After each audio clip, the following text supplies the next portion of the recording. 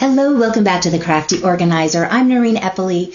Last week I shared some free finds I've been getting on Facebook Marketplace, on Nextdoor, on Upcycle, and I was so excited to show you what I did. You all had some different selections, but let me show you which one that I'm working on first. I'm going to be working on all of them. So far, I have found a free workbench, which I'm going to use for my potting shed, headboard, footboard, an old sewing machine, some parts to a queen bed, and a metal wooden garden bench. I am going to work on the metal bench first, using some of these pieces from the partial queen bed. This was delivered to someone, but only one box arrived, so the pieces that came were just part of the headboard and footboard and some slats. These slats were picked up the same day I got this bench, and as I was unloading it, it was too easy to see how these pieces could be used together, but it was definitely just lucky because I did not think of this as I was picking them up. The main reason I got the queen headboard, footboard pieces that were not complete were those arched pieces. I think those are going to make some beautiful laser or cricketed signs. I might even do a stencil effect. I don't know yet, but I was so excited to see those pieces that that's what I picked it up for. The extra wood I figured I would just grab in case, and I'm so glad I did. You can see that this is in pretty rough condition. Just bringing it home, a lot of the pieces crumbled. This has obviously had a lot of termite and weather damage. You can see that the wood is just so brittle and soft that it takes no effort. Here is some termite damage. The slats are okay except for this one, but I'm going to replace all of them. What was perfect was the cast iron. All of this is in perfect condition. It just needs a paint job, and even the underside supports just need a little cleanup. These are solid cast iron, and they are not going to break anytime soon. Again, these were some of the scrap pieces that came from the bed. The pine slats are probably going to be the best because these have holes in it, and I'm worried about how the weather will affect these carved out pieces over time. But I love the color, and I love that one of the pieces already has a curve to it. So that's what I plan on using for the top. Now, as I said, all of the wood disassembled so easily because it was crumbling, but I did have one piece that was so stubborn I could not get it off. So I'm going to leave that one in place. I used my chop saw to cut down that curved piece and started putting it into place. Now, if you have someone to help you, let them. I did not want to bug my husband this day, so I kept trying to do it by myself, and as you could see, I was struggling. I just started cutting down the slot pieces. Now, what I wanted to do next was just cut two side pieces that are shown here in yellow. And I'm leaving all of this ridiculous footage in place because I left the camera rolling while I went into the garage to try and cut these. Do you see him going back and forth? This took me 2 hours because by the time I unearthed my table saw, I realized that the movers had disassembled it. I needed to find the parts to reassemble it, only to find out that the blade was so rusty and old, I needed to go get a new blade. This took forever just to cut these two teeny tiny pieces. Once I finally got those slats in, and I could have done this a different way, but I was being really stubborn and trying to do the exact width of the wood. The wood I had was varying sizes. Cutting down the length is easy. I could do that with a jigsaw, a miter saw, a miter box, and a hand saw.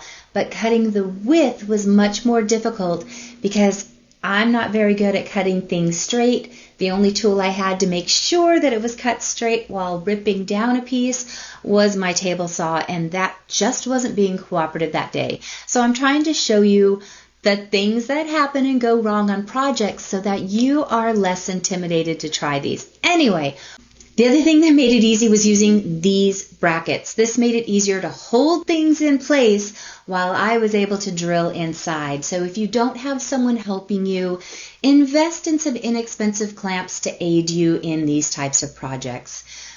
Once I had those stapled side pieces in, I could measure and start cutting down the pine slats that came from the bed for the box spring. Cutting those 4 pieces into place meant all I had to do was put screws back in, and I reused a lot of the hardware from this. I'll show you what I replaced at the end.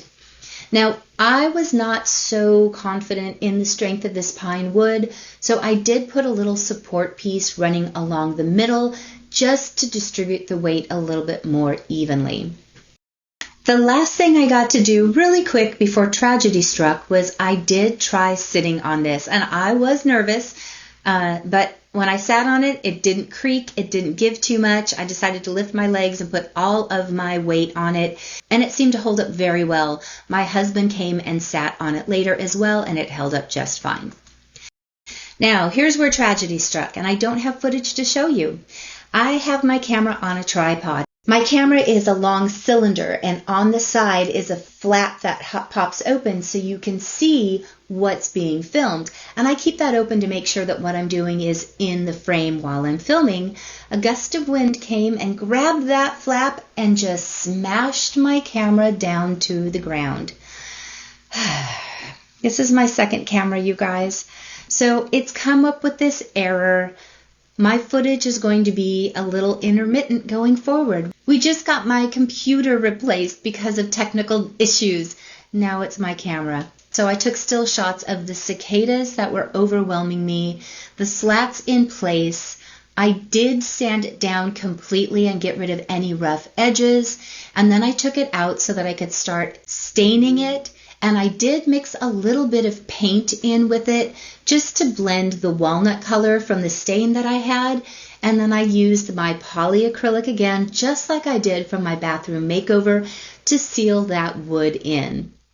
Now, before I show you how it came out completely, I wanted to mention next week's video is going to be my craft room closet, which is a mess. If you remember when I did my tour of the room just a few months ago, I mentioned that that space was going to be temporary and I couldn't handle it anymore. So next week's video will be an organizing one. So here's a reminder of what that bench looked like when we saw it on the Facebook Marketplace. This is what it looks like now. And here is where I'm putting it. Now, I'm leaving this amazing sound of the birds in the background because I've mentioned this before, but this is heaven to me. This backyard, the way it is, and even with my plans that I hope to bring to life someday, but as is just amazing. Here's the garden that I planted in front of the gate that I built, and so far it is coming in very well. Most of the flowers, for some reason, are yellow and orange, though what I planted were wildflowers, so I was hoping to get some different colors. I do have a few white flowers that are coming in, and I have this one little purple flower hiding underneath the sunflower there, so I'm hoping to get more colors later. And I also think it's interesting here where it's shaded. I had put sunflowers every few feet in front of it, so you can see here where I'm pointing. Those have not done nearly as well as the sunflowers that are in full sun, but this other view that I have is just something I'm hoping to do in the future. This is a shed that's in the very back that I'm hoping to turn into a potting shed for me, so please hit that subscribe button if you're interested in that. But this large canopy tree is my favorite space in the yard. It's always shaded, so it's always nice and cool. It almost always has a breeze, so it's a really nice, tranquil place to sit. And again, you can hear the birds just going crazy all of the time. I think it's a beautiful sound. But this little spot is going to be where I create kind of my little oasis to sit in. From this spot, I have the view going down our little hill, looking at our tiny little barn. So it's just, to me, a beautiful spot. So with this spot, there's clover growing underneath. I don't have to worry about mowing it. I did repaint the cast iron with some black paint that I had on hand, and the stain is the same color that I've been using forever.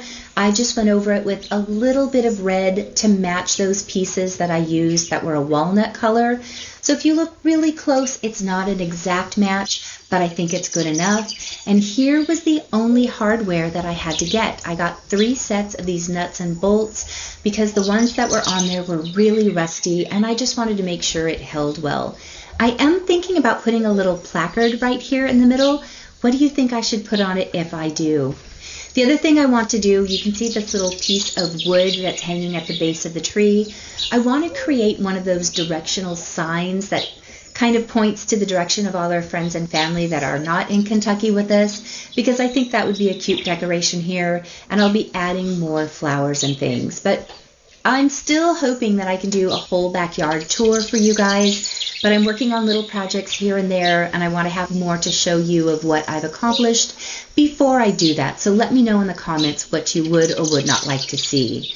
Here's one more shot of the backyard looking into our little patio area and just listening to those birds.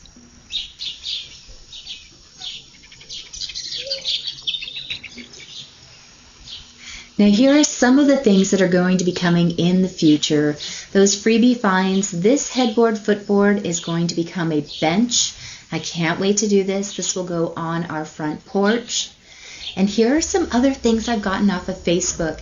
This cooler was only $15 and I love it. I love that it's rustic and has paint chipping on it. And then the other thing that I got was this Pepsi crate. And I got that from the Goodwill bins. This table I got for free off of Facebook. And then, of course, you know about that sewing machine because many of you have commented on that. Now, it's missing a lot. The drawers were taken away. The treadle was taken away. And it's in really rough shape. So I'm not looking to restore it. I'm looking to upcycle it. So share ideas with me about what you'd like to see. And I appreciate you guys being here with me today. Enjoy the birds, and I'll see you soon.